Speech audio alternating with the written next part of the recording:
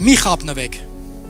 Չար ընկերակցությունը ապականում է բարի վարքը։ Առաջին Կորինթացիս 15:33։ Գիտես, կյանքում տարբեր տեսակ հեղինակություններ կարաս լսես, սենց հələ նա ինչ տղա է, ինչ կյանքով ապրում, ինչ կռուգի տղա է։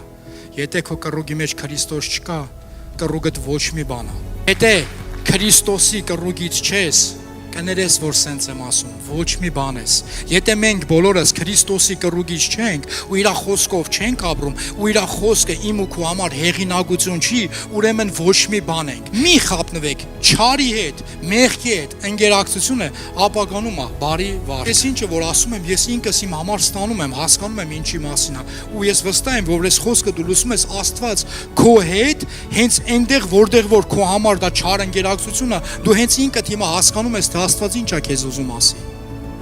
թե որ ընկերության մասին է ուզում ասի։